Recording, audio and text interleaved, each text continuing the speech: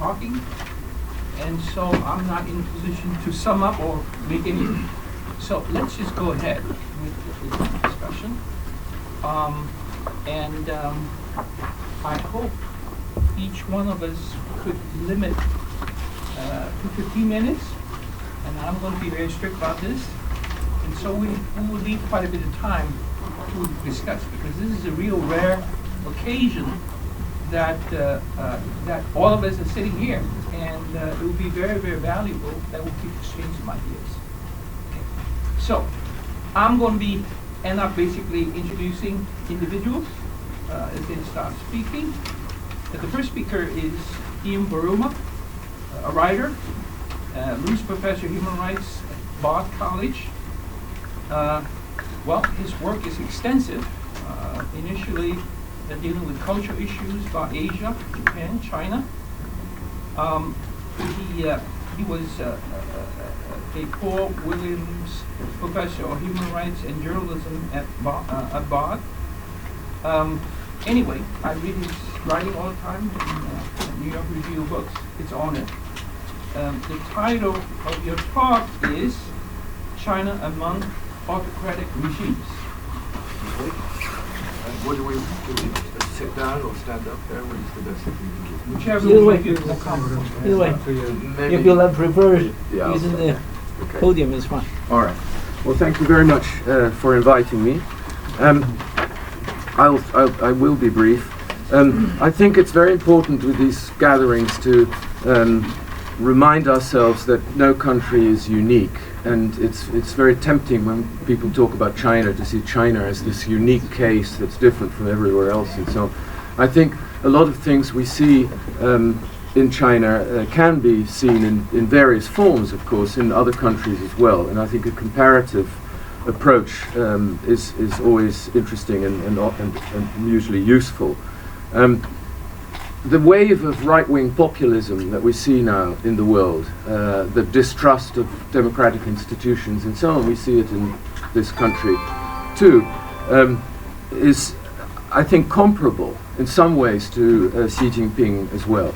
Now, you can't call Xi Jinping a populist, since he himself is a product of the Chinese communist elite, and he's not running using the people to agitate against the elite of China. So that would be a mistake. He's very different in that respect from Donald Trump or populist leaders in Europe. But I think there are still parallels. One of the things that they all share, the populist agitators, the new authoritarians, and Xi Jinping himself, Putin, of course, is this deep antagonism to universal values, or what we call universal values, and that were once, since 1945, in the first decades after World War II, kind of taken for granted. Human rights and so on, that we all thought, whether we were conservatives or liberal, but we all thought, certainly in the democratic world, that were universal and should be universally applied. Now we're seeing a backlash against that everywhere. And I think Xi Jinping is a very good example of it. Now the US, populism in the US that is turned against universalism is a slightly odd variation of this, since the US itself is founded on a claim of representing universal values, rightly or wrongly.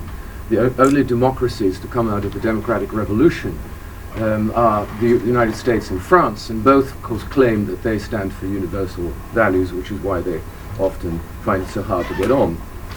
But we see this anti-universalism all over. Putin talks about bringing back sort of Slavophilic values, the Russian soul, and so on and so forth.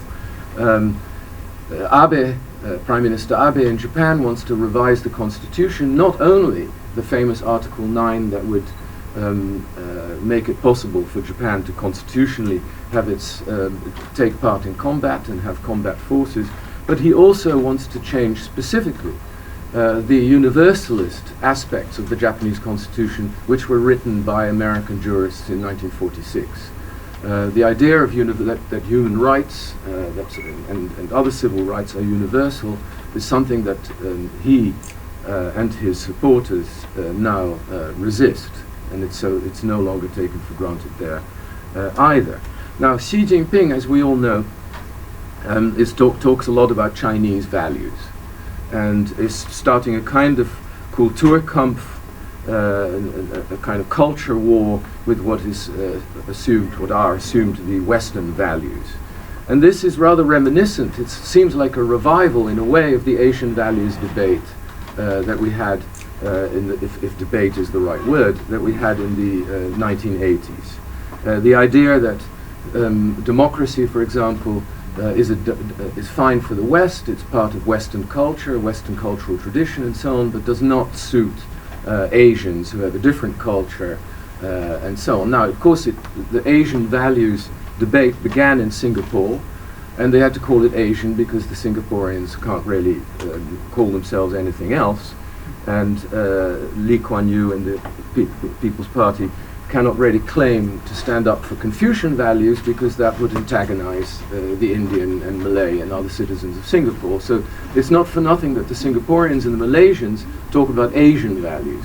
To my mind, or to my knowledge, I don't think many Indian politicians or Chinese politicians ever talked about Asian values. And Xi Jinping indeed doesn't talk about Asian values, he talks about Chinese values. And the idea is that Confucianism and the Confucian tradition somehow justifies the authoritarian form of government. This is, of course, a very narrow definition of Confucianism. And when Lee Kuan Yew promoted this notion, I think one of the best repliques to this came from Kim Dae-jung, the South Korean social democrat politician, who said, first of all, the fact that an idea comes from another culture or another civilization doesn't necessarily mean it won't work in another context. But he also pointed out that the Confucian tradition itself does not necessarily support authoritarian rule. As we all know, in the thought of Mencius in particular, the right to rebel was very important. If a king no longer rules justly, the people have a right to rebel. And Confucius himself also made the point that it's the duty of the civilized gentleman to speak truth to power. So that justifies dissent, in fact, which is something that was always missed out quite willfully in the discussion on Asian values when it came from Singapore and Malaysia. Now, I think that what is wrong, and I'll conclude with that and discuss it later when questions arise, I think what is wrong with the notion of Chinese values somehow justifying authoritarian rule in China and opposing democratic liberal ideas that supposedly only come from the West, I think it is bound to fail. Because, and for many reasons, but one of the reasons is that the so-called Chinese values that are used by government spokesmen and promoters under Xi Jinping really have very little to do with values. There are no real values, there's very little cultural content to what he is claiming.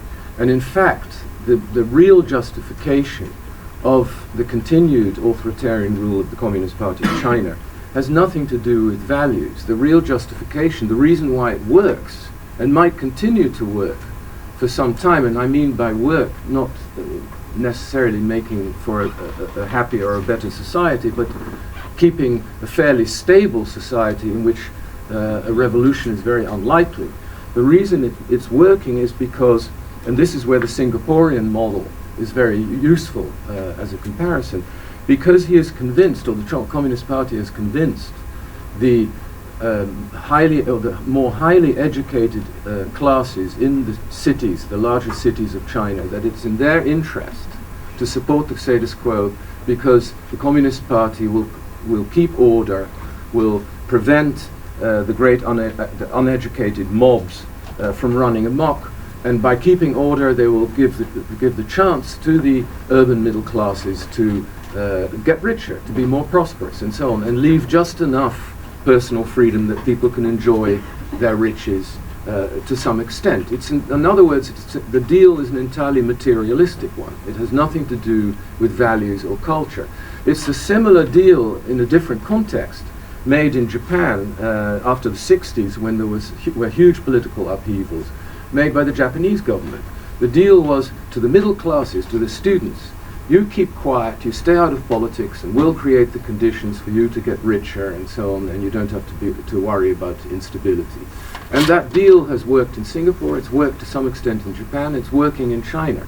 But it has one great vulnerability, which is that if a materialistic deal like that depends entirely on the economy keeping on growing at a great speed, as soon as the economy goes through a serious crisis in China, I think you'll have a serious political crisis with very unpredictable consequences, few of which are to be desired. And the other question, of course, is if the Chinese economy really were to collapse, it might not necessarily be in our interest either, but that is a separate discussion. But I think this is why the Chinese model, which, and I slightly disagree with Professor Waldron on this, I do think it's attractive to some others. I think that when we talk about other countries don't want to follow the Chinese model, well, the people may not, but there are a lot of authoritarian-minded politicians and elites who very much like the Chinese model. It's a deeply attractive model.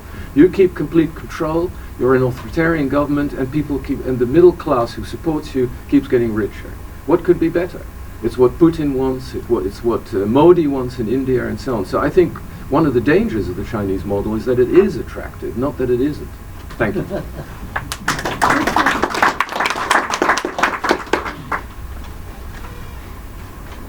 Our next speaker is Gordon Zhang. He's a lawyer, he's a commentator, he's appeared on TV, radio regularly. He's a columnist for the Financial Times. His best-known book is The Coming Collapse of China, and a graduate from Cornell Law School. And his more recent book is Nuclear Showdown: North Korea Takes on the World.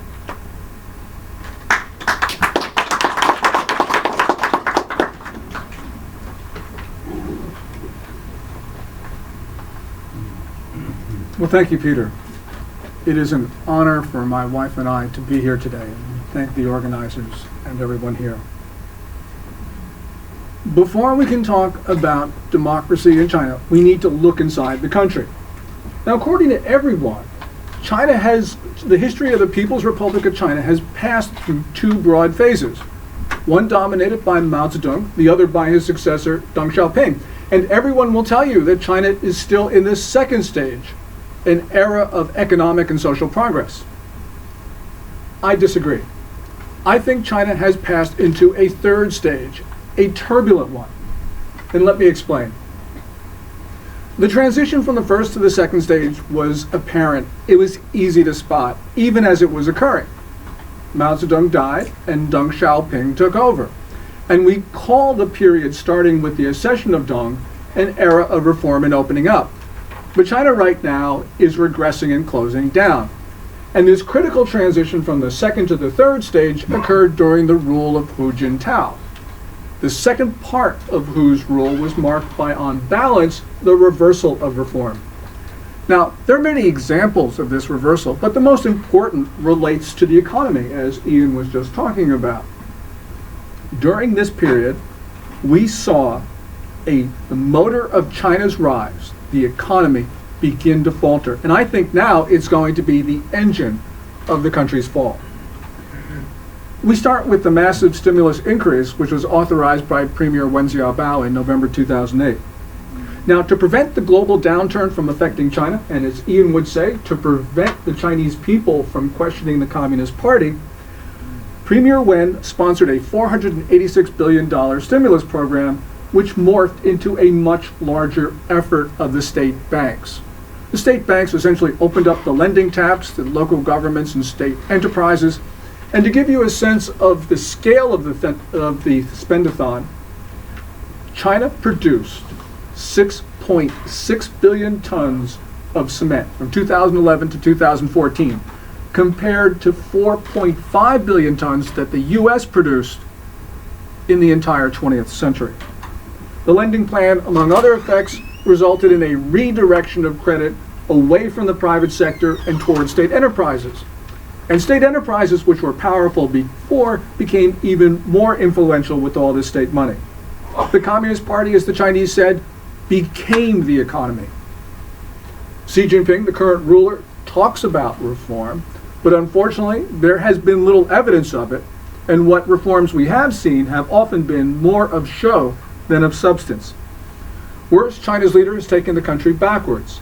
He's closed off the Chinese market to foreign companies. He's been recombining already large state enterprises back into formal monopolies.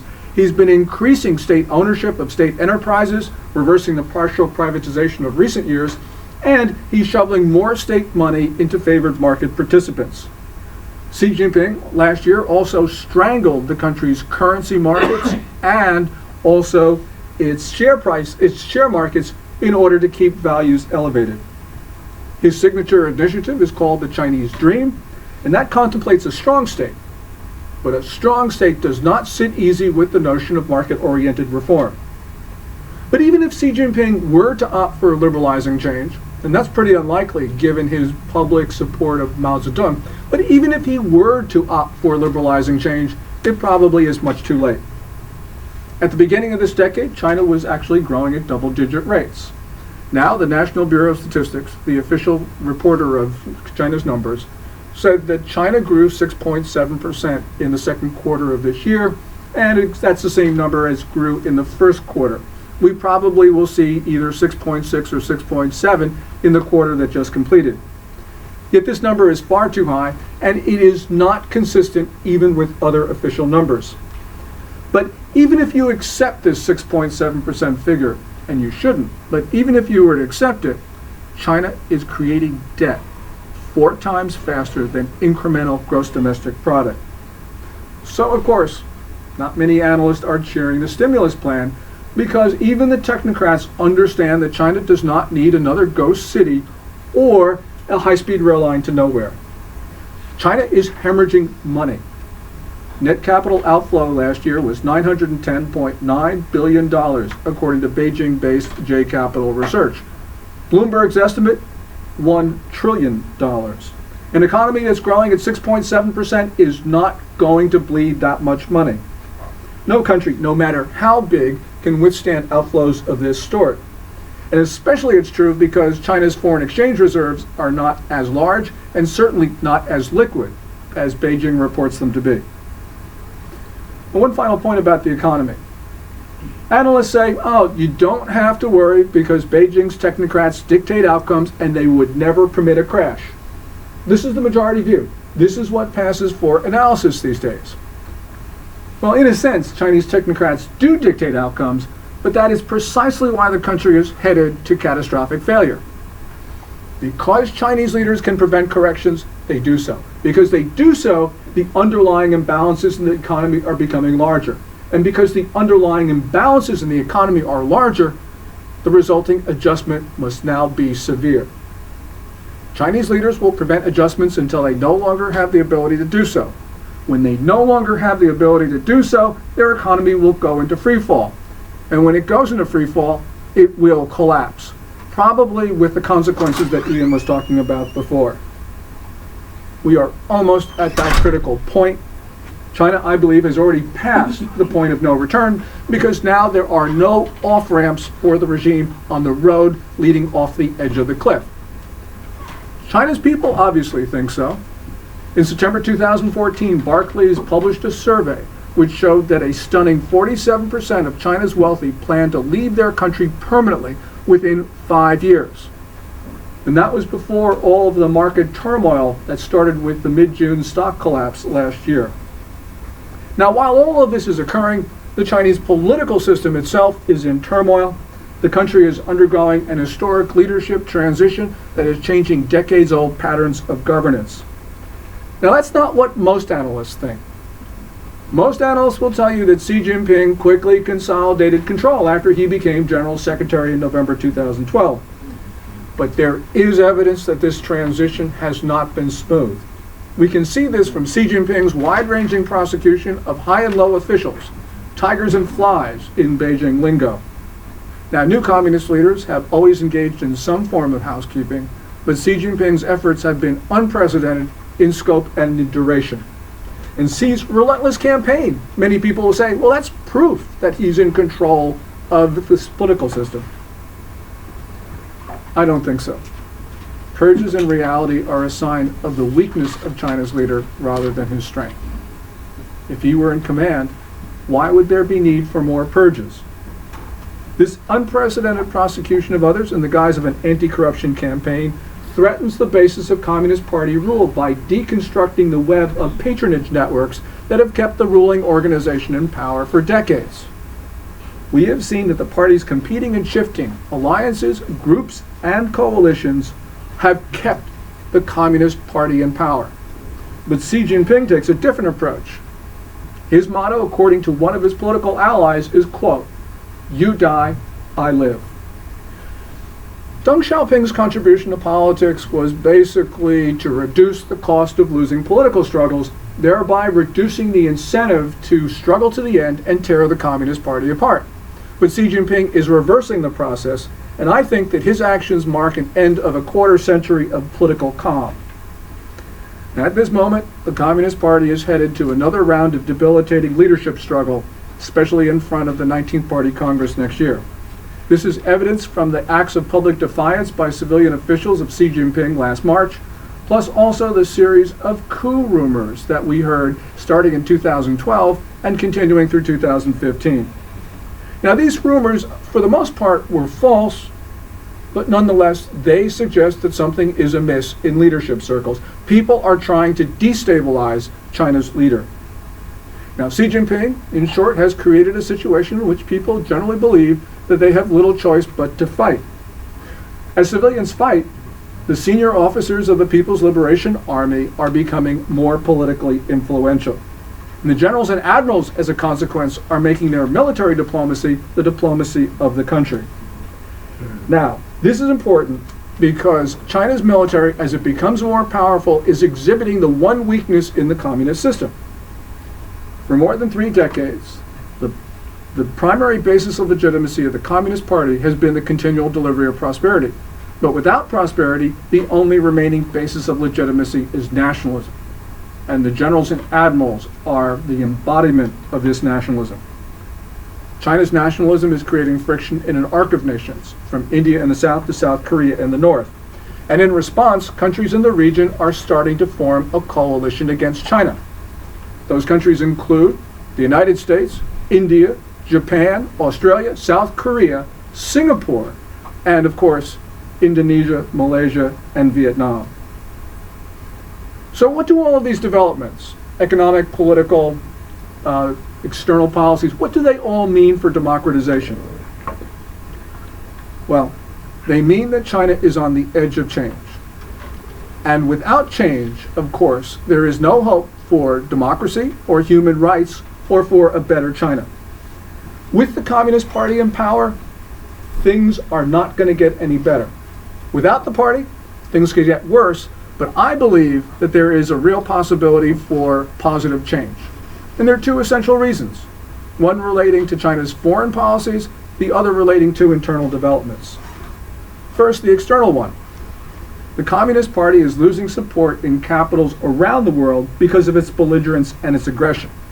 And this coalition that is forming against China inevitably will have effects on countries' support for Beijing.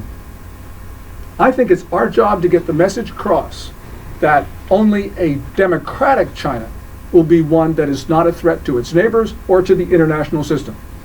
And what Ronald Reagan said 3 decades ago still is true. The nature of regimes matters. Second, and more important, the Chinese people are ready to govern themselves. I believe that most people in China realize that a one-party system is not appropriate for their modernizing society.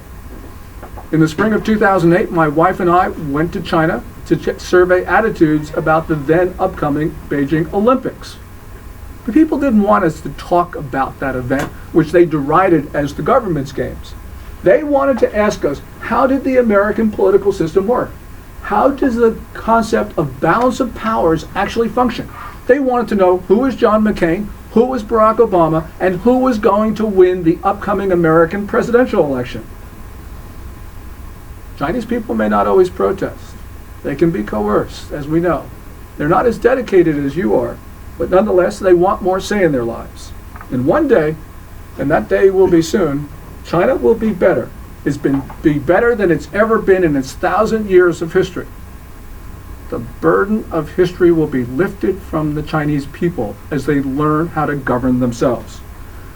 So, ladies and gentlemen, I think that the People's Republic of China is at an end. That China is passing into a third stage, a turbulent one, where there is a possibility for change. Not only change, but good and positive change. So, may China prosper. May China assume its rightful position in the world.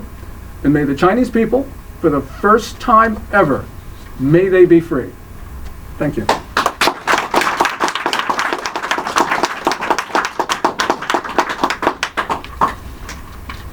Our next speaker is Professor Kong Haofeng. He's a professor at Johns Hopkins. Henry E. Elizabeth P. Wallenfeld Associate Professor of Political Economy. He's author of the award-winning book China Boom and Protest with Chinese Characters, both from Columbia University Press. I think his title is Will Authoritarian Regimes Survive the Economic Crisis in China? He will join issue. Gordon. He agrees with me, of course. Thanks, Ming, for inviting me to this distinguished panelists, and also to be here to be engaged in all the discussions this morning and in forthcoming panels with all these outstanding activists and scholars. I agree with a lot of what Gordon said, so I'm done here. But and he actually covered a lot of ground that I plan to cover since he already spelled many of the concerns about the economy, about the political impact of the economic troubles, and I will spend more time to talk about other possibilities, some darker possibilities of this economic turbulence, because myself and as all of you here that would wish for democratic and free China, but at the same time looking at the precarious transition to democracy in many other places, we always need to think of other possibilities, that is darker possibility that we don't want to see, and then to think about the way to prevent that darker possibility to unfold. First, that how bad the Chinese economy, that Gordon has already told us about the debt crisis, and it is very, very serious. And all of a sudden, everybody agrees that the Chinese economy is in big trouble. But it is quite sudden, because as late as last spring, people like Justin Ninyifu and all these Chinese economic advisors and the press are talking about the possibility and the inevitability of China having 20 more years of at least 9% growth, which is already done. That even the government say that it's not possible.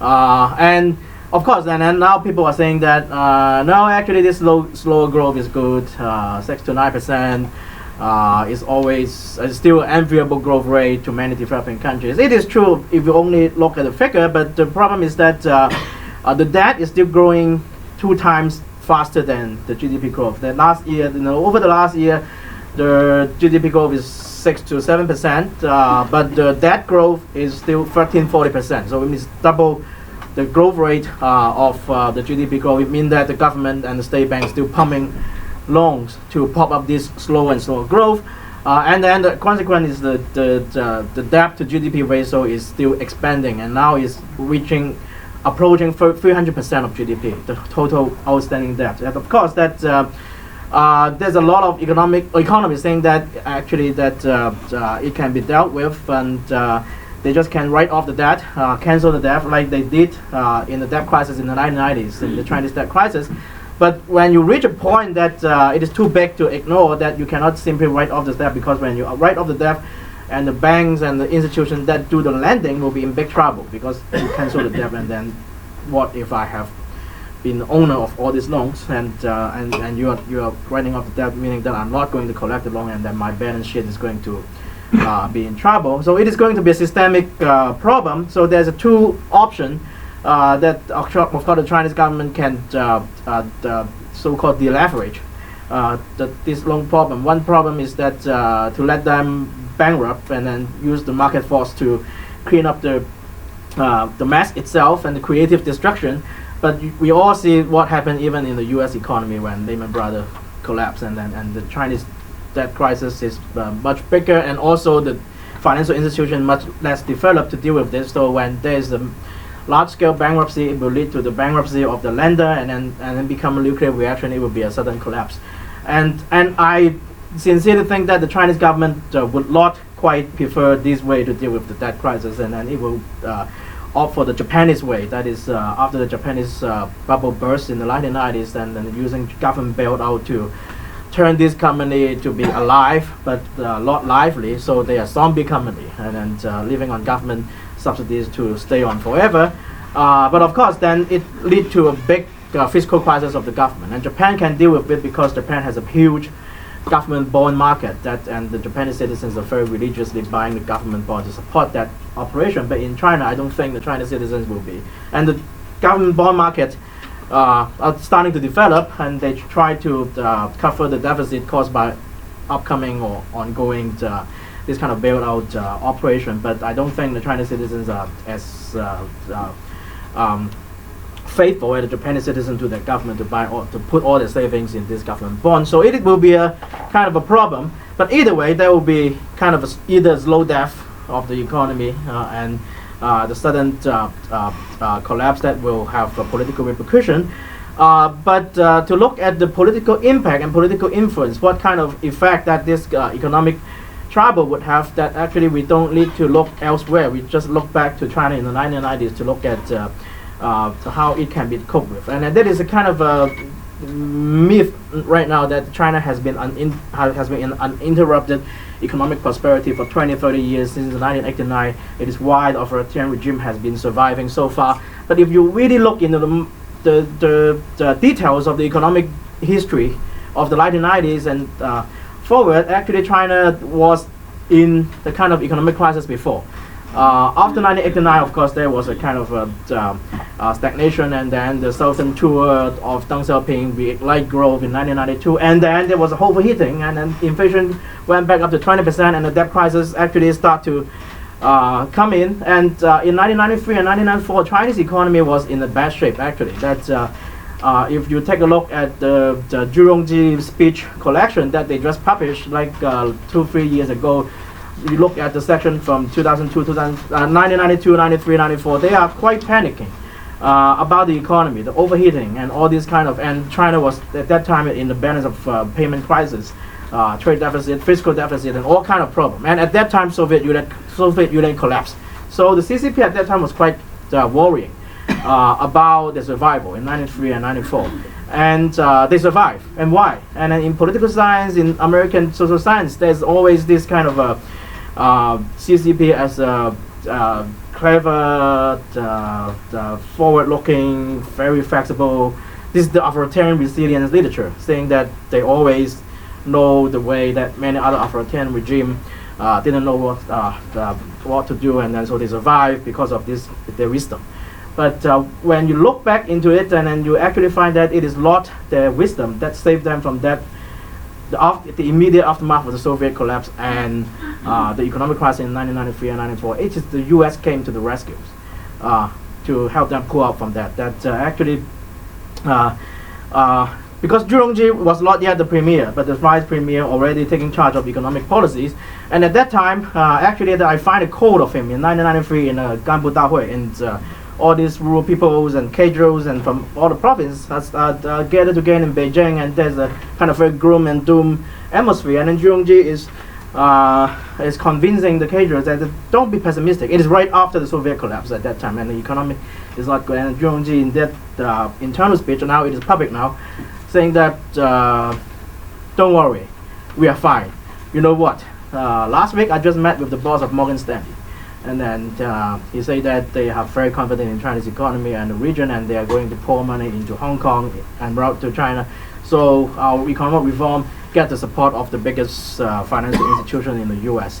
And then at that time, that there was a debate in the U.S. Congress, in the U.S. politics, that is the China's most favored nation status. After 1989, of course, there was a kind of a discussion about using the human rights issues to discontinue China's most favored nation status in the U.S. And then the old Bush administration, of course, delaying it and then renew it regardless of the human rights issues in China. And then Bill Clinton, when he was campaigning for presidency, he promised that he's going to take into account human rights issues when renewing China's most favored nation. But after he took office, he actually reversed that promise and then advocated a position of engaging with China with trade and economic integration as a way to promote free ideas and democracy. So he advocated delinking human rights issue with the renewal of China's most favored nation status.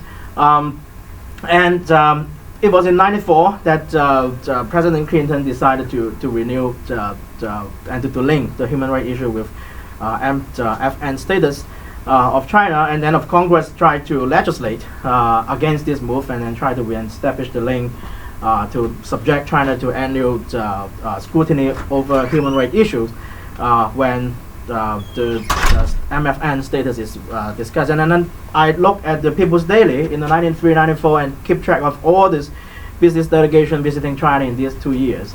And I find it amazing. There's a huge spike in activities that Chinese government invite U.S. business groups and business leaders to visit China. And of course, that there might be some deal and promise behind the door, but even in the open, in broad daylight, that as cited in People's Daily, I see a lot of promise that the Chinese officials meeting this delegation is saying, I hope you would support the Congress or vote down, help lobby to vote down the kind of the Congress bill to re-establish the linkage between FFN and human rights and things like that. We want trade will be good and things like that. And so basically it is and if you do it, and then after Chinese markets become more open, and there's one case in one of the top telecommunication company that the official concerned in the discussion have very concrete support, have very concrete promise that they are going to give them.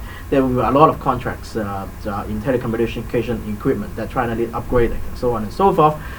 So there's this kind of activities of the CCP that they consciously cultivate the goodwill and offer interest to U.S. business group, and then in the end, at that time, the U.S. business group and the establishment of the business leader mobilized in a very large scale, start a very large scale effort to mobilize the support to lobby the congressman to kill the effort of the Congress to re-establish linkage between human rights consideration and the MFN. And then after this successful delinking between human rights and MFN, and at the annual renewal of MFN in China, for China became mutual, mostly ritualistic, and then it in the end led up to the China permanent most favored nation status in trading with the U.S. and paved the way for China entering into WTO. So that the CCP is very conscious that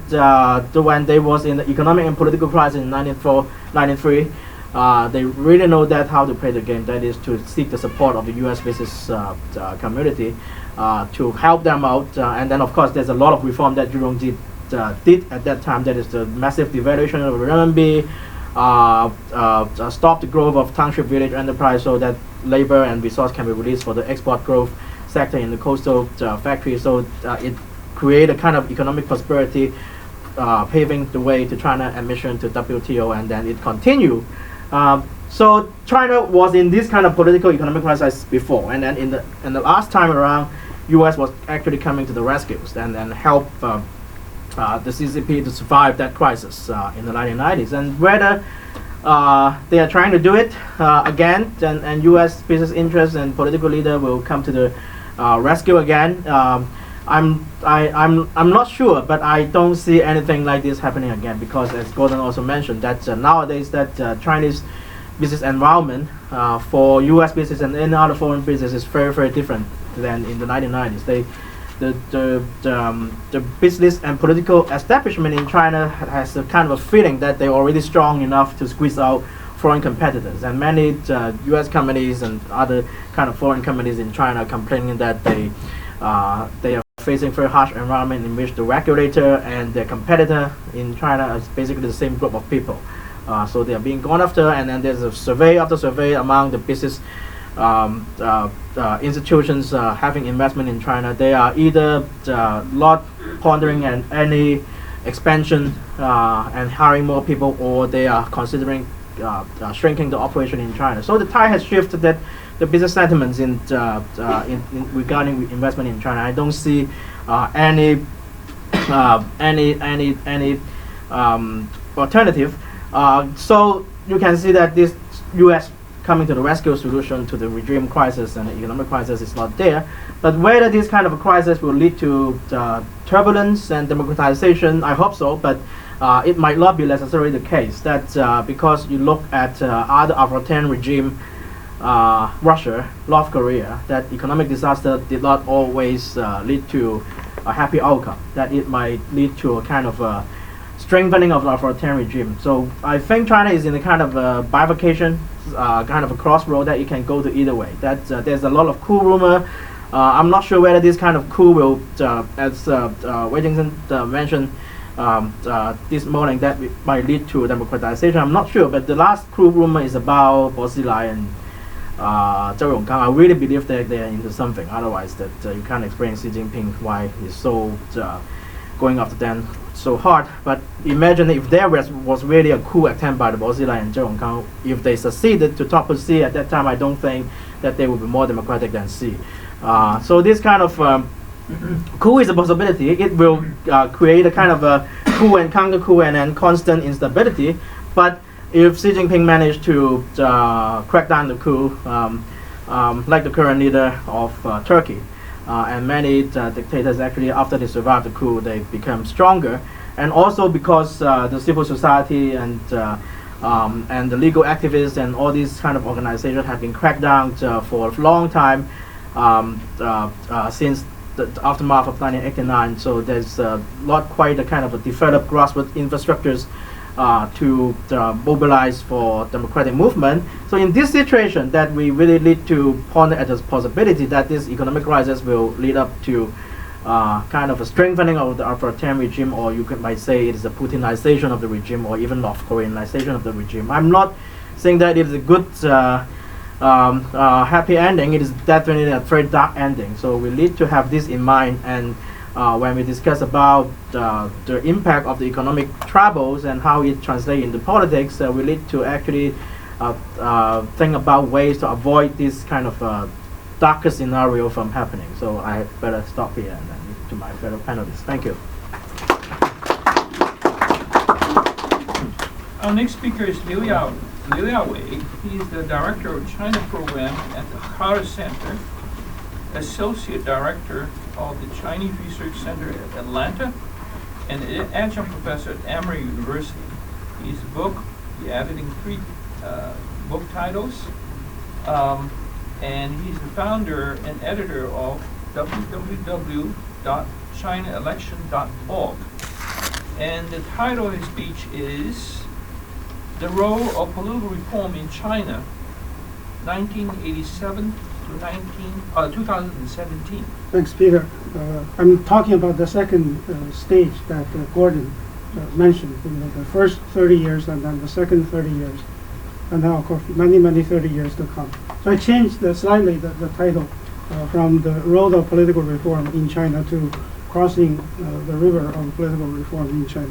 So my presentation is a little different from all previous presentations in that I want to focus on the discourse of the Communist Party on political reform. I don't want to call it democratization, but I do want to say that no Chinese leader, from what Arthur said, Mao back in the 1940s until Xi since 2012, no one said democracy is not good. But we need to dissect what kind of democracy they're talking about. And only by contrasting what the party says, what kind of democracy they want, we can say what kind of democracy people sitting in this room want. It's easier for Wei Jinsheng to say there will be a coup, and after the coup, 90% of the Chinese are going to support democracy. But what kind of democracy? Is this the same American democracy, one person, one vote? Or this is going to be a different type of democracy? May we say democracy of Chinese characteristics? Indian kind democracy, Japanese kind, or the Tibetan, Taiwan, or Hong Kong. There are many, many other forms of democracy. Democracy is a procedure. So that's what I want to do, is just to look at sort of the boring discourse of democracy on behalf of the Communist Party. So we start, of course, with Deng Xiaoping, beginning of the second stage that Gordon mentioned in his brilliant presentation. This is known as the Baoba speech. This is actually long before the second stage. It's just at the very beginning when the second stage started. And basically what he said, I have the Chinese and I have the very brief English translation here. I think Deng Xiaoping strongly believed that for all other reforms to succeed, particularly the economic reform, political reform will have to start. Political reform is the anchor of the eventual success of economic reform. Of course, right now, the Chinese leaders sort of reversed what he said, basically saying, look, in the past 30 years, we're so successful in our economic growth. That is all because we started the political reform. That obviously is not the case. So that's back in 1980. And then in 1986, Deng Xiaoping started saying, we've been talking about political reform, but what exactly is that political reform? It's just like we can still ask the question, what exactly is the democracy everyone in this room really want? Indirect democracy, like in the US, or direct democracy in India. So this is basically, he's giving the marching order to Zhao Ziyang, saying, you got to come up with a plan. This is when Chen Yizi and all the brain trust got together and started thinking what exactly we're going to do. So that crystallized in the 13th Party Congress. So this is the only time, I believe, that a political reform package was presented at the Party Congress with an actionable plan. So there is a plan. This is what we're going to do. And of course, we need to know what exactly that plan is. So I call a 7-step political reform. And of course, some of these things are still being mentioned by the current leadership. But I think the first one, the separation of state and party, this is very, very important. Right now, it's still a party state. As long as China is a party state, then it's hard for anyone to talk about meaningful political reform. And then there's also the one that talks about we need to set up a social consulting mechanisms, 建立社会协商对话机制. That's very important. How are you going to reach out to the community, to the society, in terms of drawing them into the political participation process? So obviously, this was presented. We really don't know, had it not been for the 1989 event, how this plan is going to unfold. With Zhao Ziyang gone, leaving the stage, the whole thing was tabled. And I think in that political work report to the 13th Party Congress, Zhao Ziyang specifically mentioned the centrality of election in any meaningful political reform. I think either this is deliberate or as part of the attempt on anti-corruption, the recent expose of what happened in Liaoning, once again has brought people's attention to the centrality of elections. If you are not allowing people to participate then that's what you're going to get. People are buying votes, buying their seats at the provincial People's Congress as well as the National People's Congress. So moving forward, Jiang Zemin came up with 1989 interpretation. Of course, this is in the context of Tiananmen Square incident. And here is, I think this is very important, is that yes, we want democracy, but it's going to be different from Western style democracy. This discourse, this concept has always been there until today. Is that, I think there is a slight language change, is that we want all the beneficial achievements of political civilization of the mankind, but at the same time, we reject the wholesale adoption of Western political system model. So this is, what Jiang said in 1989, and then at the 14th Party Congress. For all those years, we've been working on promoting political reform. Each and every time, a party congress was held, we're like so excited. So we're going to go through line by line, word by word, looking at exactly how they talk about political reform. So when we first look at this, we're kind of excited, People's Congress system, which is very important, which is by the Constitution of China. This is the fundamental power institution of the country. If they say we're going to try to improve and perfect People's Congress deputy system, that's good. However, each and every time when this is being put into the political report, there is no follow-up to that. And then there is the making decisions, more democratically, more scientifically, and of course, democracy also for the first time was being linked, just like most favored nation privilege is being linked to human rights in China, it's been linked to stability. So, it's kind of ironic. When they talk about political reform, they also talk about 社会治安, social stability, and harmony. 5 years later, at the 15th Party Congress, is 不照搬西方政治制度的模式. This has been uttered and repeated each and every time at the political report in the Party Congress. So again, here, they continue to say we do like political reform, we do want democracy, but we don't want the Western style political system model. So this is what's been specifically mentioned in that political report. I think starting from the 15th Party Congress, 基层民主, grassroots democracy, which the Carter Center has been involved, village elections has been mentioned. The four democracies, democratic election, democratic decision-making, democratic management, democratic supervision, have been repeated each and every time. But I like the term pursuit of happiness, which also in the U.S. Declaration, 创造自己的幸福生活.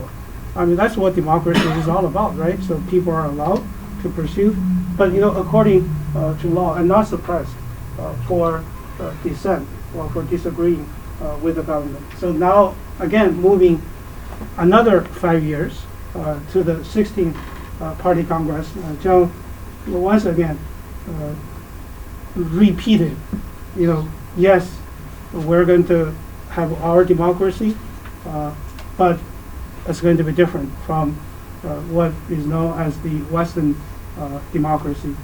And again, 7 points. I guess 7 has always been a favorite number that the leaders like to use. So another 7 area where Jiang is talked about, how we're going to do that. But again, if you look at these 7, none of that is actually actionable. Exactly what you're going to do when you say we're going to strengthen the socialist rule of law work. What does that mean? What are you going to do? Because it's so vague and so ambiguous. There's nothing actually you can do. And then in 2007, Hu Jintao at a speech at the Central Party School talk about, so this is, I think, for the first time maybe the so-called three pillars is being introduced. The pillar one is the leadership of the party. The pillar two is people themselves are masters of their own affairs, and pillar three is rule of law. So every time they talk about political reform or democracy, these three pillars are going to be mentioned. But the thing is, these three pillars actually are not mutually supporting each other. They're mutually excluding each other. Because when you insist on the supremacy of the leadership of the party, then how people are going to be masters of their own affairs, and through what process they're going to exercise that right. So that's before the 17th Party Congress. So again, in the 17th Party Congress, number 7, magic number being reduced to 6. And once again, grassroots democracy is being touted as what is happening in China. I think when village elections started in late 20th century and early 21st century, among the Chinese scholars, there is the euphoria that these elections are so-called third rural reform in China. These elections are the silent revolution that will eventually alter China's political landscape. In fact, there's the political science as a field of study flourished as a result of village elections, because for the first time Chinese political scientists are allowed to go to the countryside to study societal relationship, political decision making. I think a lot of Americans, Arthur mentioned tenure, probably got their tenure by looking at grassroots democracy in China, because they were able to go down and to research. Again, this is 2009. Hu Jintao at the CPPCC 6 years anniversary speech talked about, this is that paradoxical parallel. One is we want to borrow all the fruitful achievements of political civilization of the mankind. On the other hand, we're going to strictly reject Western political system model. Before the 18th Party Congress, there was another speech by Hu Jintao at the Central Party School. So what I call that 3 furthers. So basically, is more extensive and more substantial people's democracy, and how to make rule of law more central to the state and social governance of China. Again, they all sound very encouraging and very exciting, but the challenge is, what are you going to do? When you put this out, it has to be followed by a plan.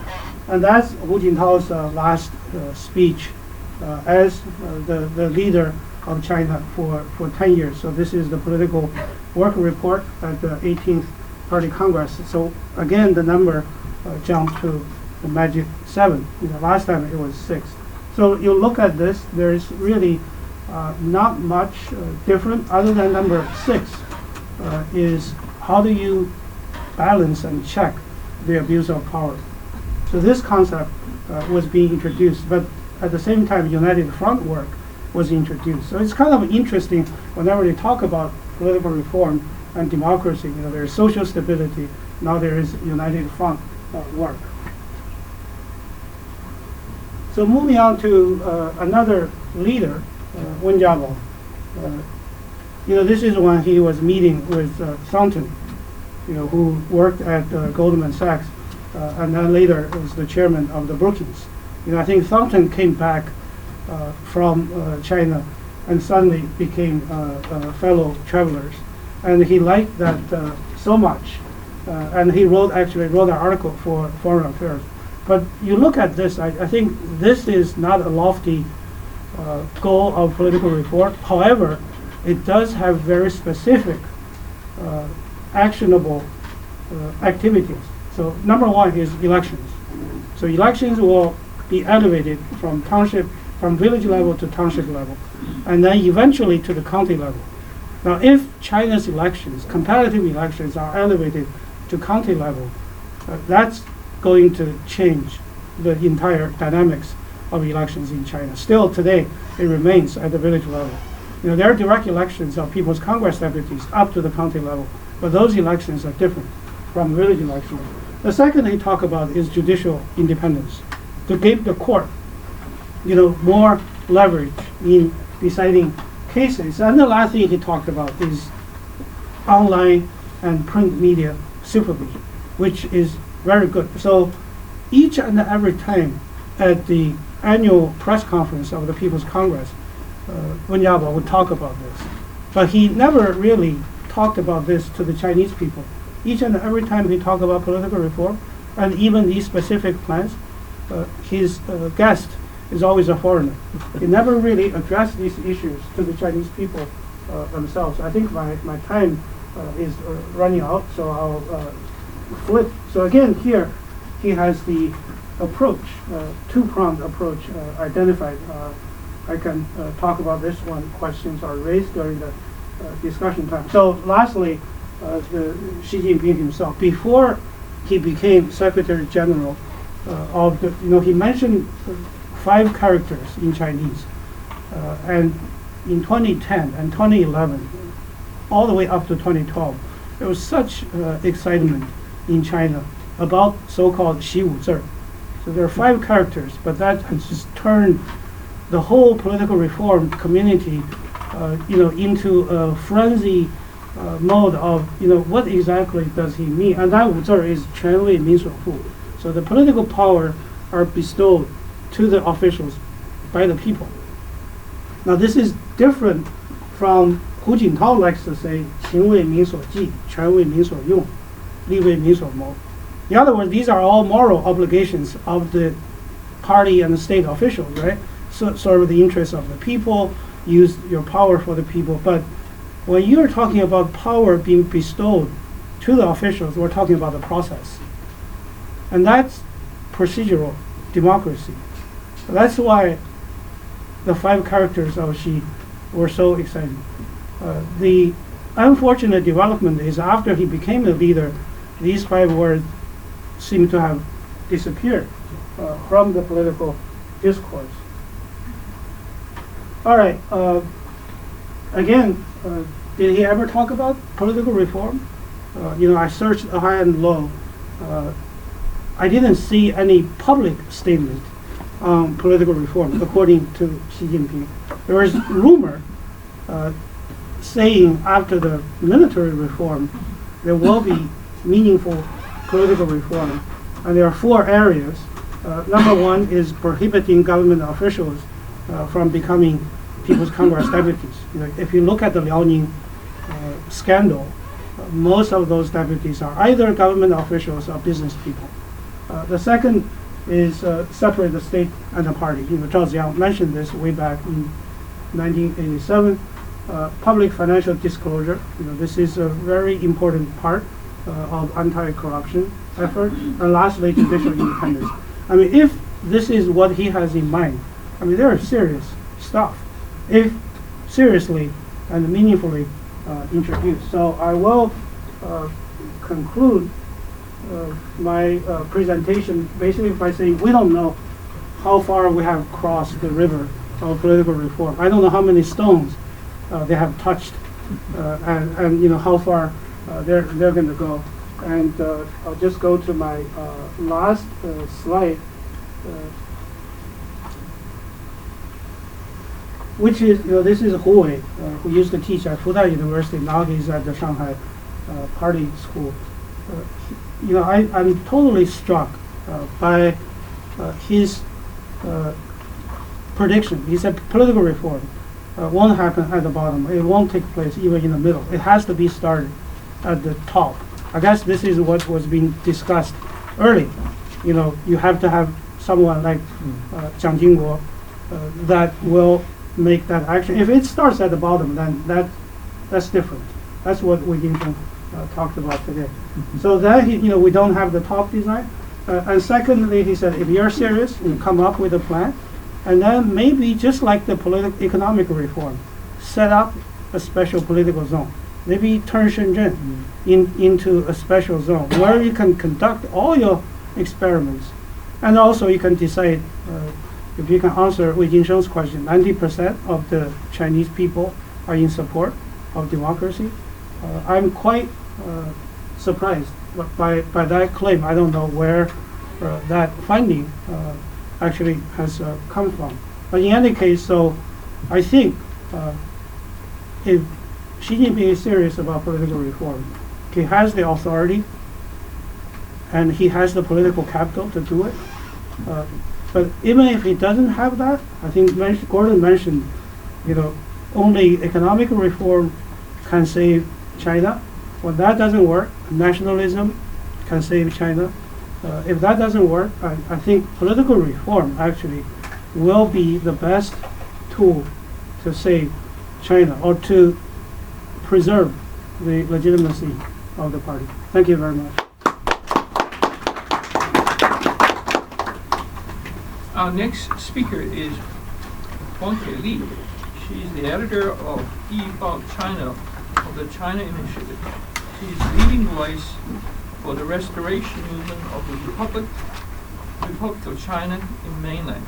She is also active in efforts to preserve the archive of June 4th massacre by applying for the listing of UN World Cultural Heritage. And she's going to speak on a rising trend of democratic thinking in mainland China, restoring Republic of China constitutionalism. Thank you. Today is October the 2nd. 67 years ago, yesterday at Beijing, the Chinese Communist Party officially declared its conquest over mainland China. 2 months later, President Chiang Kai-shek left Sichuan, the base from where China had defeated Japan in the Second World War, and moved to Taiwan, an island that he selected as the next base from where free China, the Republic of China, would be restored. We will come back, he said to his guards. When Chinese people see through the lies of the Chinese Communist Party, they will welcome us home. He did not come home, not in his lifetime, for many, many bitter reasons.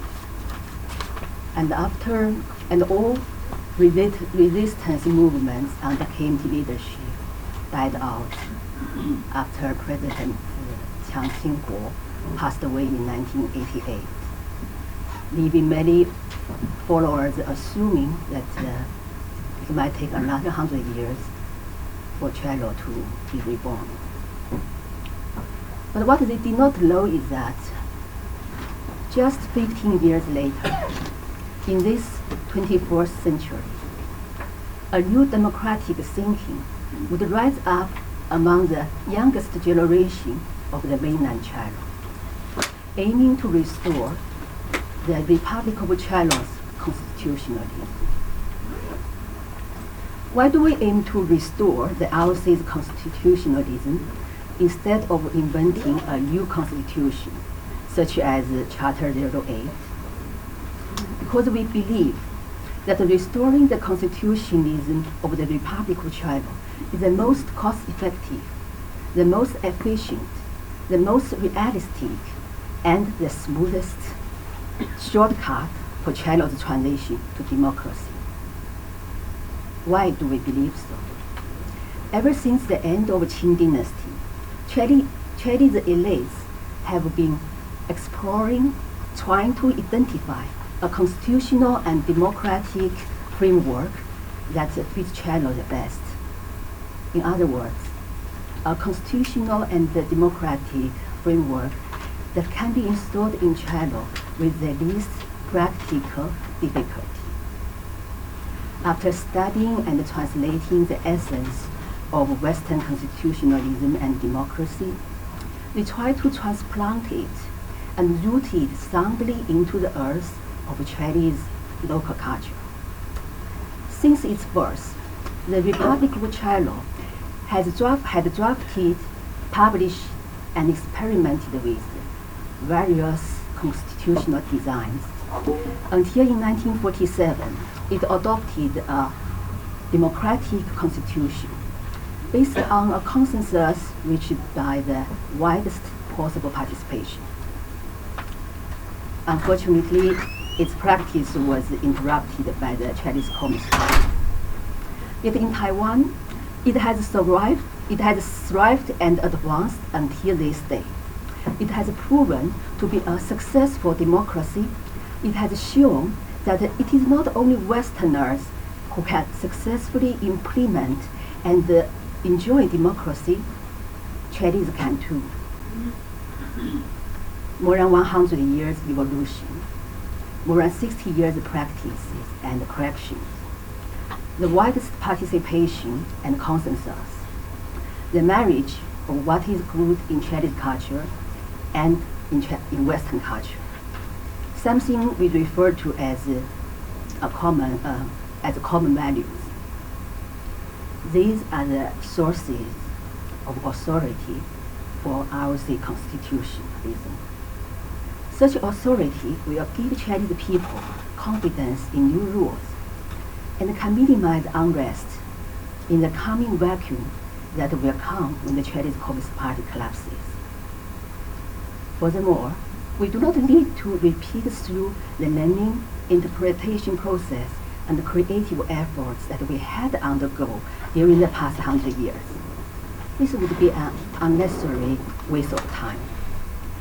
We can reinstall the ROC constitutionalism in the shortest time, and it can be the basis for a dignified, fresh start of our country. That is why we believe that this path is the most cost-effective and the smoothest option for China's future transition. It is not just a belief, a theory.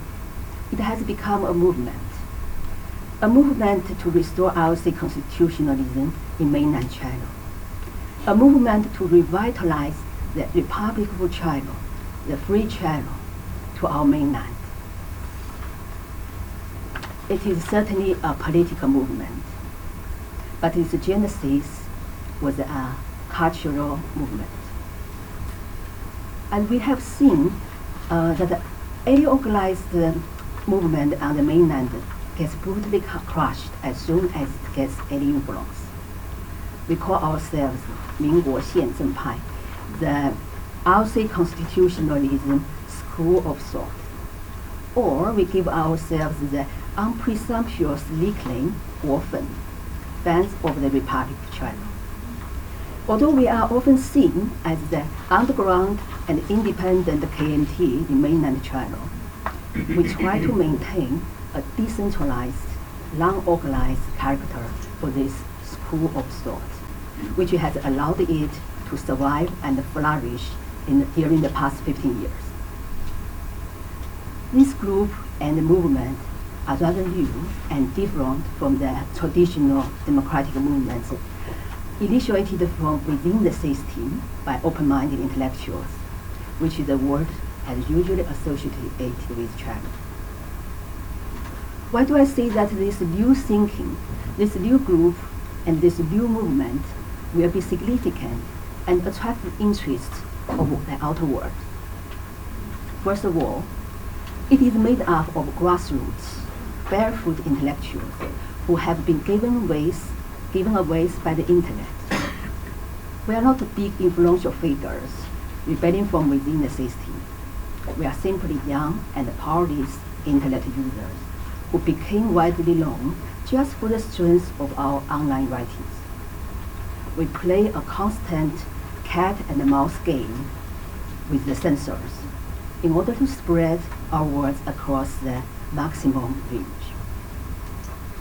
Secondly, it is a rediscovery by mainland Chinese of China's own democratic tradition. This makes it different from almost all other trends in Chinese democratic thinking, which have usually sought to apply and adapt wholesale foreign democratic systems to China.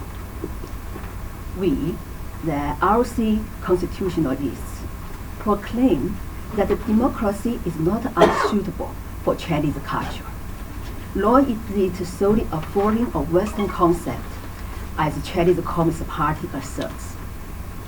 China established its very own unique constitutional democratic system on the basis of learning from the West before the communist military conquest of 1949.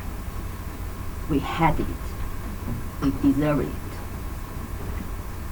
It is, therefore, I think, the only Chinese democratic source that offers the hope of a legitimate plan for what China would look like after the fall of the Communist Party state. Rather than plunge into chaos and civil war, as many both inside and outside predict if the Communist Party fall from power.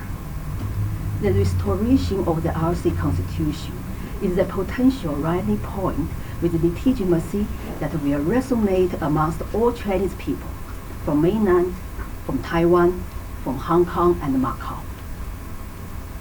And most notably, this trend has its wellspring among mainlanders, who are neither founded by Taiwan nor by the United States, at least not yet.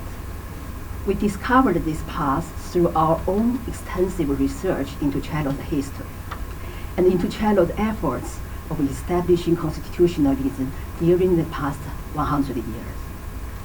Such historical research is more persuasive for the average Chinese than any translated abstract theories. Finally, it is young. Most of us are between our 20s and 40s, and a huge number of teenagers have been attracted. Meanwhile, it is also mature, as its roots spring from deep down from the work and achievements of our forerunners. I will conclude with this sentence. A well-aged wisdom has been reborn.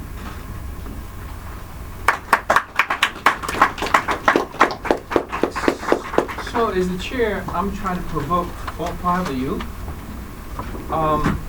Shouldn't be too hard. Shouldn't be too hard. There is three of you at the very beginning, the three early speaker, basically make the assumption that economic crisis will eventually come. And so in other words, as long as the party is able to deliver economic well-being, things will be fine. However, once that collapses, there will be democracy. I'm just asking this question, yes, let's assume economic decline and collapse. What makes you think there will be democracy? So that's the first question. The second question I'm asking the last two speakers, and that is, where does the democracy come from? Both of you talk about, seem to have the suggestion somehow democracy comes from the top. What about the bottom? What role does people play? So I think the two questions actually it could be joint. Anybody want to tackle it? Yeah, I didn't assume that an economic collapse would immediately lead to democracy. I think it would lead to a very unpredictable situation with probably undesirable consequences. So I don't think so. It could lead to a military coup, which very rarely leads to democracy. In fact, it makes things worse. So I don't think it necessarily leads to democracy. And also, we should also not assume that even if China did become a kind of democracy, that it become less nationalistic and more peaceful and harmonious and so on and so forth than China is today. You could argue that a democratic China could be more nationalistic because the government would have to appeal to nationalist sentiments that are there for one reason or another. And so I don't think we should be take it for granted that the end of the communist regime or the collapse of the economy will necessarily lead to something better. Okay. There's enough there to talk about. First of all, the one thing you need for democracy is change. And clearly, if you have an economic failure, which will come because the Communist Party has not repealed the laws of economics, when it comes, there will be change. Now, as everyone points out, yes, change could be worse. But let's remember that the Chinese people want more say in their lives. And so essentially, I think that at some point, maybe not immediately after a failure of the Communist Party, but at some point the people will get it right, because they don't want all of the problems of authoritarianism. That doesn't mean they get what they want immediately, but eventually, and this may be over the course of decades, it will work out. You know, Ian, with regard to your second point about a democratic China being more nationalistic, I actually don't think so. And the reason is, yes, Chinese people are nationalistic, but the problem is the Communist Party, through decades of relentless indoctrination, has created some pretty unhappy and unpleasant and unproductive sentiments. Got to remember, whatever you think about Deng Xiaoping and Mao Zedong, these guys were strongmen. And during those periods, China had very good relations with Japan. It's only when you get to Jiang Zemin, who's a much weaker leader, insecure, he goes to Tokyo in 1998 on that disastrous trip, and then you start to have all of these difficulties between Beijing and Tokyo. And that, I think, is largely because of a failure of Communist Party leaders to believe in themselves. Now, if you ask the Chinese people, you know, should we recover Taiwan or should we take over Tibet? I mean, or do we have legitimacy over Tibet? They'll probably say 99% yes. But if you're going to ask them the next question, are you willing to give your only son or daughter in order to invade Taiwan or to take over Tibet? They're probably not going to say yes. They'll probably say no. Or at least you're going to be down to 20%, 30%. There's a big difference, I think, between having nationalist sentiments in an authoritarian dictatorship and having them in a democracy. Because in a democracy, people care about things. Yeah, some people do care about Taiwan, but most of them are going to care about daily livelihoods. And because of that, I think that you're going to have a much more peaceful China. Of course, we won't know. This is all speculation, but we have seen the way other democracies function, and they generally are going to be more peaceful when it comes to these issues of territorial sovereignty. With just two cents added to that, I think the economic failure has already arrived. It's not a kind of future. It's occurring. It's current. The problem is how bad it can become and how slow and how sudden it will collapse and things like that. And also I agree that this economic failure doesn't necessarily lead to democratization. That you see in many cases in Russia and in North Korea, the economic disaster is much worse than China's situation and actually strengthened the authoritarian government. And regarding whether the Chinese people are actually longing for democracy, it is a kind of a big statement that we need to nail down to smaller pieces. I think for most Chinese people, particularly the urban middle classes, that they long for more liberalization, more liberalized press, more transparency of the administration and rule of law and all this kind of progress. But actually there's a lot of surveys done by political scientists and sociologists over the last 10, 20 years, actually the urban middle class regarding democracy, in universal suffrage, they're quite conservative. And there is a big difference between the urban middle class in China and the urban middle class in Taiwan, South Korea, is that when they democratized in the 80s and 90s in Taiwan and South Korea, that they envisioned that the urban middle class is taking the lead. But in China, there's a large rural peasant population that the urban middle class is quite fearing them. So they will imagine that if there's a universal suffrage, one person, one vote kind of system, that this kind of rural, uneducated, so there's a lot of discrimination among the rural population will take over and then they will lose out in this process. So I think they will support this liberalization, rule of law, transparency, freer press, but regarding the question of ultimate democracy, I'm not sure whether they have that support among the middle classes. Would you want to answer the question? Well, the question you posed to me is democracy from the top or democracy from the bottom. I think for China to peacefully and orderly transition, maybe not into a full democratic and more open and more democratic country, I think it has to start at the top, the way how it started in South Korea and also in Taiwan. The difference between China, South Korea, and Taiwan is in South Korea, you have NGOs, you have a relatively open civil society. You also have church. In Taiwan, you have 党外 elections for many years. So there are practices before the top leadership made a decision that we're going to go forward to a more democratic, more open society. With China, at the bottom, yes, we have village elections. We also have direct People's Congress deputy elections at the township and county level. But really, it's not a very good exercise of how do you participate in a more democratic society.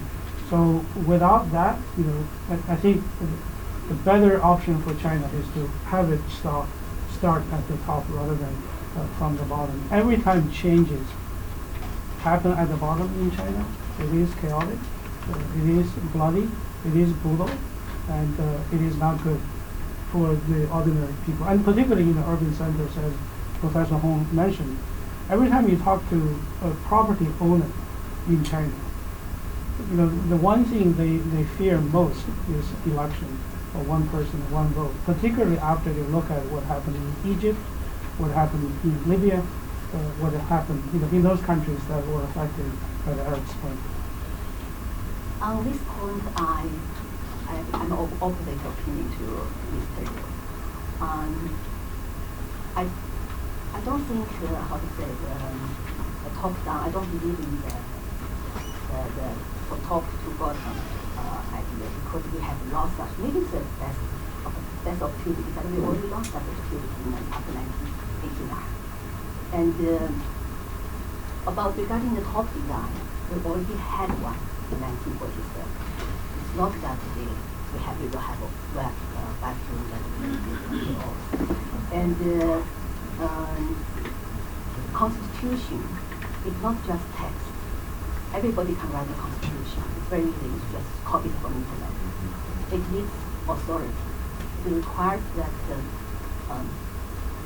practice corruption and people believe in it.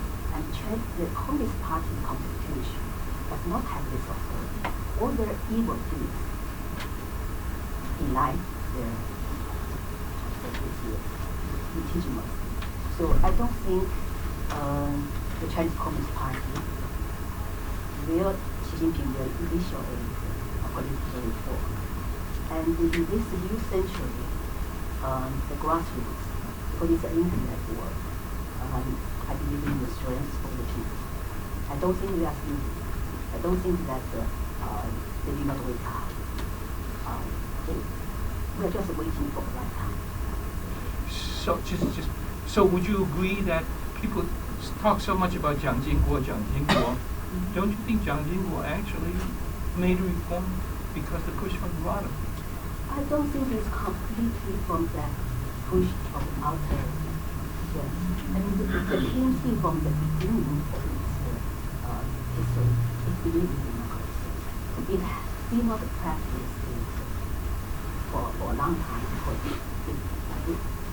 there was a state of war in China. You cannot have a democracy in the war. But they did their best to try to draft and to experiment with constitution. Can you a little bit louder? My voice is a little bit slower. I'm not able to shout. Okay, well, there's enough samples for you guys. Professor Walsh is raising samples. I don't So know. you've been anxious. Well, I'm not anxious. I regret to say I have to leave after this session, so I want to get my 2 bits or 3 bits or whatever they are in here. First thing, with respect to this seemingly quixotic project of restoring the Republic of China Constitution, my late informal mentor, Ambassador James Lilly, with whom I became quite close and came to me quite well, and of course, you know, John Jingguo as well. They got hold at some point of a top secret Chinese internal security document listing the 3 greatest dangers to the Communist Party in China. One, I think, was the Falun Gong. The second was the Christianity. The third was the Kuomintang. Not Taiwan. Kuomintang has no connection with Kuomintang in Taiwan. But there is a secret underground Kuomintang in China that supports the teachings of Dr. Sun Yat-sen. And if you think about it, if you read Dr. Sun Yat-sen's ideas about China, and then you read Mao's, you'd probably say, gee, you know, this Sun Yat-sen is much more practical. I mean, he's had medical training. I mean, he sort of figures, well, how do you fix a city? Well, put in sewers, put in running water, you know, put roofs on the houses, you know, have a school for the kids to go to. In fact, I had there's a place in Hong Kong called Sha Tin. I think many of you may know. Sha Tin, yeah. And the late Professor Wang Yucheng from China left Columbia abruptly in 1950 to go back to build New China. And he spent a year, and I got to know him very well. And then he went back to China. But this time he stopped in Hong Kong for a long time. And when I met him in Beijing, he said to me, Arthur, have you ever been to this place in Hong Kong called Sha Tin? And I said, yeah, I know it very well. It's a very pleasant place. I mean, Jason, how do we pronounce it? Jason Zhang, Jasper Zhang, he lives there. But it's a middle-class, nice community. And he said, Arthur, in the 30s and the 40s, when we were talking all about communism and this kind of stuff, this was all we were talking about. That everybody in China could have a kind of clean, safe apartment, have access to food, have access to clothing, have a decent place. He said, I couldn't believe it. You know, there it was in this British colony, and in PRC we never managed to build such a thing. But we weren't interested in dialectical materialism, really. So I think this is very interesting, because there's no question the Public Security Bureau fears a revival of Sun Yat-sen's ideas. I guess on Zhang Jingguo, I would just quote, I have an article now that's just out. I was in China in January for the funeral of my sister-in-law, who was a great soloist in the group scene and died of pancreatic cancer. At her funeral, I met a man who's a kind of brain truster for the Chinese government. And he doesn't make policy. His job is to think. And he knows so much that he's not allowed to try. For some reason, perhaps because I've been married in this family for 30 years and they figure if they can stand me, that probably I'm okay. He just opened up. And he said, what the hell are we going to do? We all know that the system doesn't work. We just don't know what the next step is, because the next step could, you know, set up a bomb. So I told him a happy story about Zhang Jingguo and all the rest. And he said, beautiful, beautiful. And then he said this. He said, Zhang Jingguo is the most important Chinese political figure of the last century. This is a communist who works for the people in Zhongnan. So I would say that although it's perfectly true that pressure from below contributed to Zhang Jingguo, I think he was someone who grew as he grew older. He grew to understand things better. And the last thing I'd say is that suppose you had an election. I think what would happen is that local issues would start to displace international issues. For instance, in Beijing, if you had an ecologist party, or you had a clean air party, or a clean water party, they would beat everybody else. And everywhere you go in China, there are grievances about local issues that are powerfully held. And I think that if the political system is opened up, it's not that they're going to say, oh, let's go fight World War II all over again and beat the Japanese this time. They're going to say, no, let's clean up this mess. You know, let's have decent housing. Let's have decent education for everybody. Let's have medical care even for rural inhabitants who don't have it now. How can we tolerate this appalling pollution in Beijing, which is equivalent to 5 packs of camels a day, deeply inhaled? Okay, can I say so I'd just like to say that I think that change is coming somehow, but I believe that it's going to, in an odd way, as with India, it's going to make it more local focused. Anybody else? Anybody else? Yes.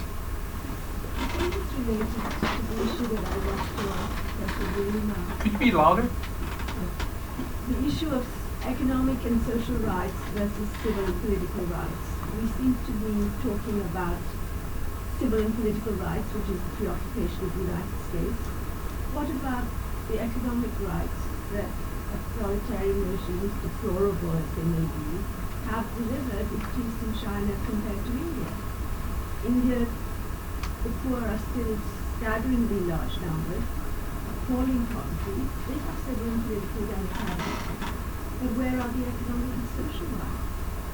Ian, I think that's a very valid question, and that is one reason why, as long as the economy keeps growing, I think the regime in China will survive. But that's the big if, of course. But on the top down, I just wanted to say one thing, because Jiang Jingguo is emerging as the hero of today.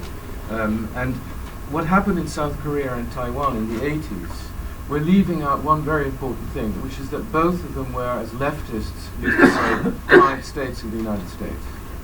And what happened when I was based in Hong Kong in the 80s, the way I saw it, in South Korea you had opposition parties, which were more or less tolerated. They were oppressed, but more or less tolerated. You had an opposition party in Taiwan.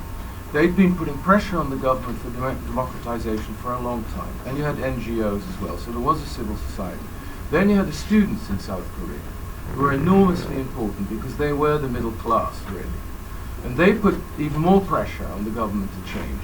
And it was precisely at the time that the Cold War was ending, and Schultz, against the instincts of Ronald Reagan, saw that it was no longer necessary for the US to support military dictators and so on who are our guys because they were anti-communist. And they then put pressure, the United States, enough pressure with the Olympics looming in Seoul, on the top to say, okay, now you've promised elections, you better stick to them because otherwise we won't support you anymore. And I think something much less radical than that, but something like that also played out in Taiwan. So, and that cannot happen in China precisely because China is not a US client state. And more's the pity in some ways.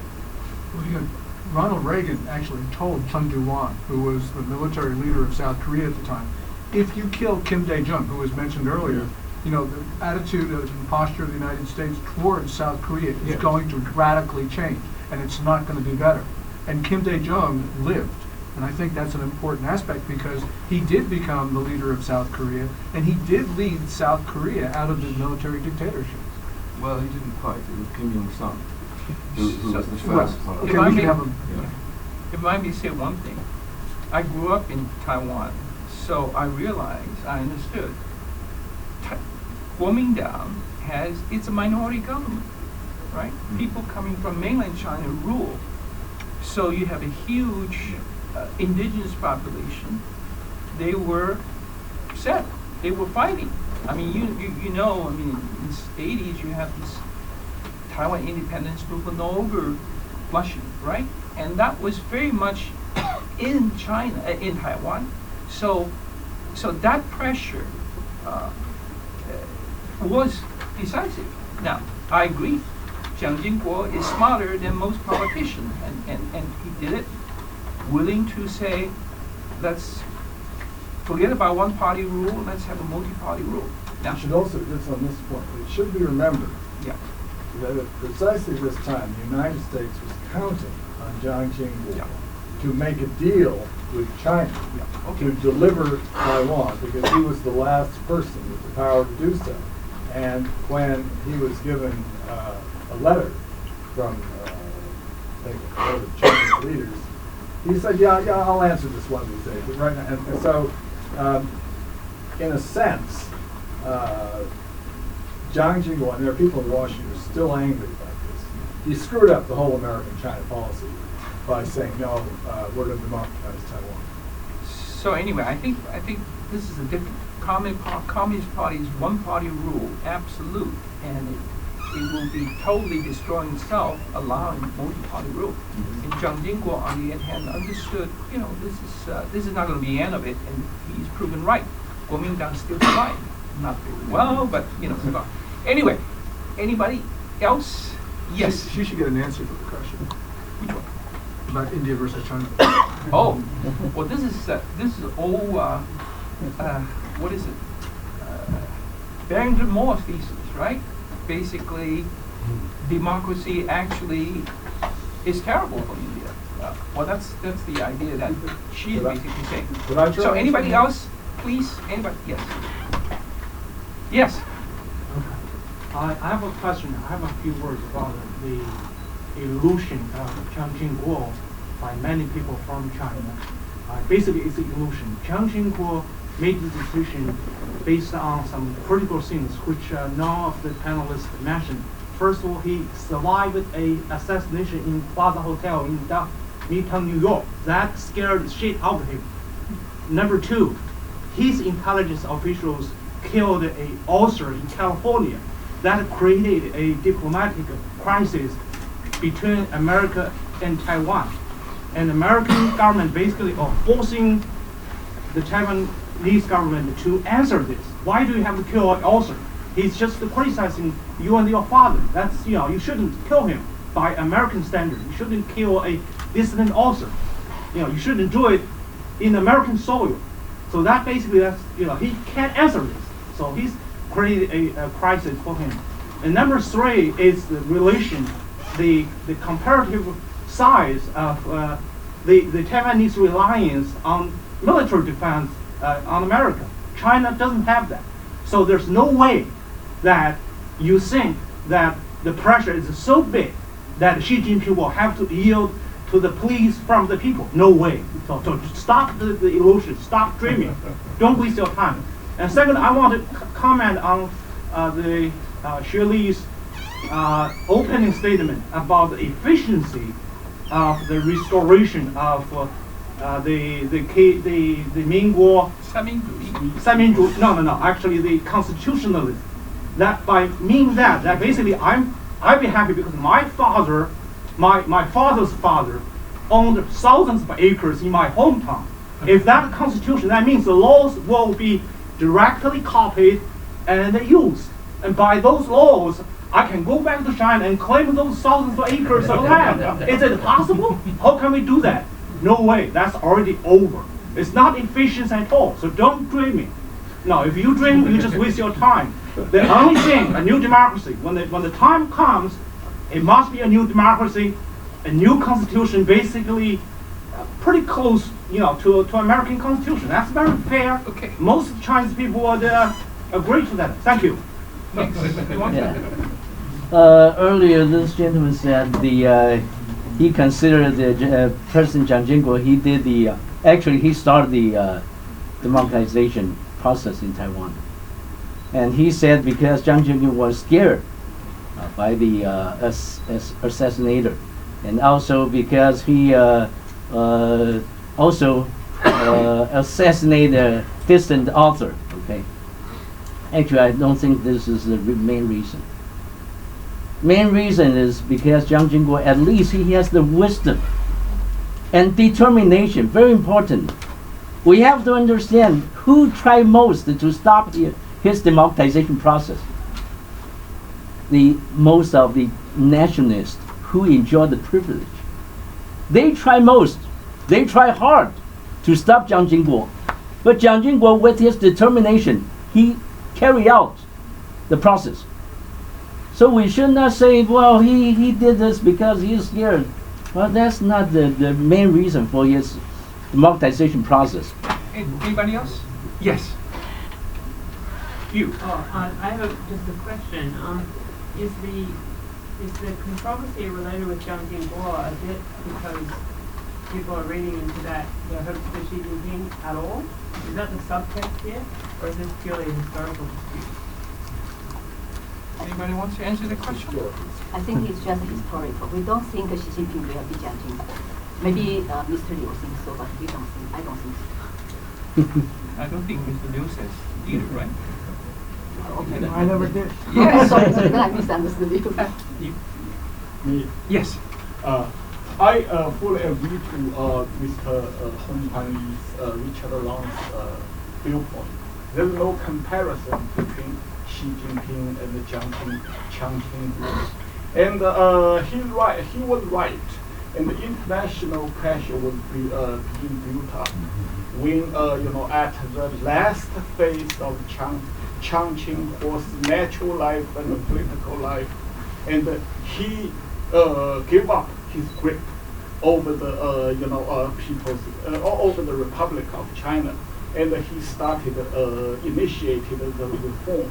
But the reality of China, we have no such a friendly international environment to Chinese enslaved people now. So it is really a waste of time and to make a comparison and to actually Mr. Xi Jinping has already disillusioned the international community what China is now. And actually, the Chinese is now controlled by a few thousand family of multi-billionaires, of those exclusively privileged, oligarchies in both political power and the economy. That makes the reform or change extremely difficult. Another thing is that the Chinese government, the Chinese dictators, the kleptocracy had never got such a friendly international, environment. There's no pressure from international society. It's virtual, but silence from the international society community, from the Tibetans' abolitions and to the human organ harvesting, such kind of anti-humanity crimes which shocks all human conscience. So there's no such comparison now. It's a waste of time. Okay. I fully agree with Dr. Golden Chan's viewpoint. Chaos and disasters, catastrophes is the mother of all changes. Okay. Without Anybody such else kind of thing back there? and the stability Yes. and integrity of Chinese dictatorship will Okay. never be, This is the last will question. never be even challenged. You're the last one. We should be wake up. I'm just curious how many scholars, professors, or activists have conducted any sociological polling or statistics about how Chinese young people who were born in 1990s and 20s upon democracy, the idea of democracy. Are they really caring about democracy? And because these two generations are supposed to be China's young leaders in the future, are they really similar with those young people who passionately support democracy in Taiwan back to 70s, 60s, 70s, and 80s, and those young people in South Korea who were never afraid of dying for the country, for democracy, back to 70s, 80s. I think the Chinese generation, young generation in this decade and next decade is completely different from those two groups. So I think when we are passionately, speak for democracy in the future for China, I think we should have done solid kind of social statistics upon the Chinese young people who are supposedly leading the country. It's illegal. Gordon, do you know any? I mean, the Pew organization does surveys of popular attitudes in China, as they do around the world, and they come up with views that are generally quite favorable to the Communist Party. But the obvious point is that if you want to survey people's preference for toothpaste in China, you can get something accurate. But when you start asking the question you asked, which is quite sensitive, I don't think that there is a possibility. But even for Chinese students studying in the U.S., my observation is a lot of them, or 60 to 70% of them, are completely disagree with this democracy. They don't think American model is the Chinese future. And then also in the United States, China. Necessarily Chinese future is the future of all. Okay. Thanks for the panel.